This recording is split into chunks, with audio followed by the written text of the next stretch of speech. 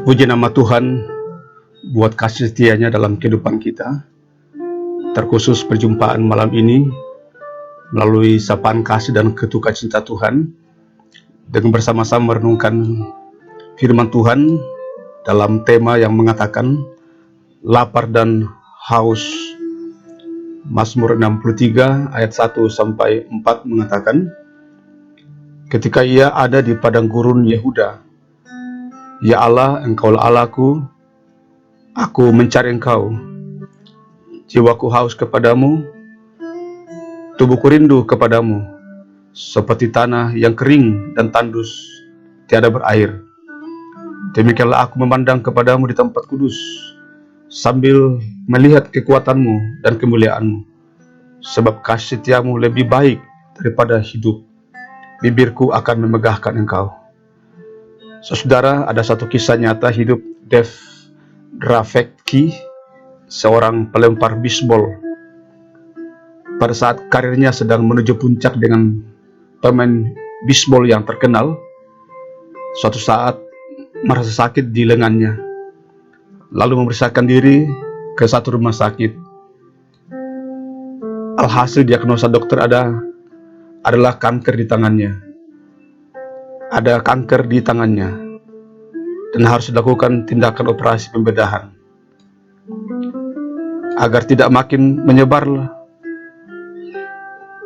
maka harus diamputasi.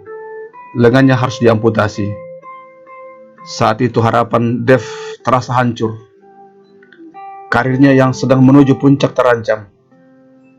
Dave benar-benar merasakan mengapa Tuhan berdiam melihat penderitaannya.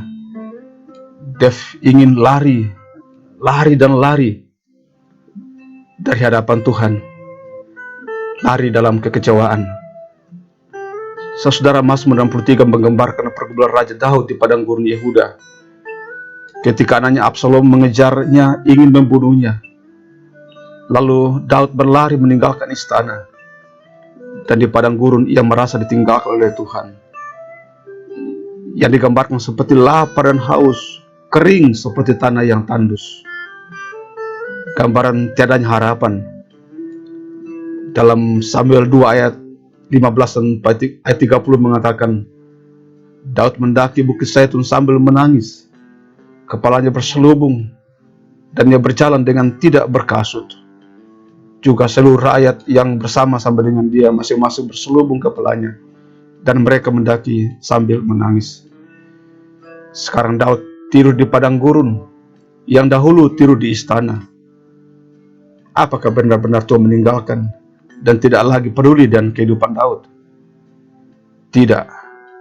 Allah tetap peduli dengan memberinya pengalaman iman di padang gurun, dengan menjadikannya lapar dan haus secara rohani.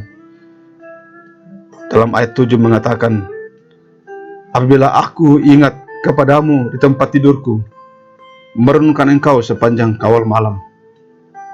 Dia teringat saat menikmati indahnya tidur di istana, yang kini secara drastis berubah, harus tidur di padang gurun. Ayat 8 dia mengatakan, sungguh Engkau telah menjadi pertolonganku, dan dalam naungan sayapmu aku bersorak-sorai. Pergumulan tidak merampas sukacita. Pergumulannya justru membentuknya menjadi pribadi yang kuat, pribadi yang totalitas hidupnya bersandar kepada Tuhan. Kiranya kita pun juga demikian. Di tengah-tengah pergumulan yang kita hadapi, membuat kita menjadi pribadi yang lebih kuat, pribadi yang totalitas hidup mengandalkan Tuhan. Kita berdoa. Ya Tuhan, terkadang kami harus berjalan di padang gurun, bahkan tidur di padang gurun, tidur bersama pergumulan. Apakah itu karena situasi yang tiba-tiba berubah? Karena situasi ekonomi kami yang berubah? Kesehatan kami yang juga tiba-tiba mengalami penurunan? Keluarga yang justru tidak menjadi sahabat yang baik? Tapi pergumulan ini kiranya membuat kami menjadi lapar dan haus secara rohani, supaya kami makin terus mencari pertolongan hanya daripada Tuhan yang sanggup memberi kami kelegaan. Malam ini bila kami tidur, biarlah kami tidur dalam perlindungan Tuhan, supaya kami terus berlindung dalam kuasa-Mu.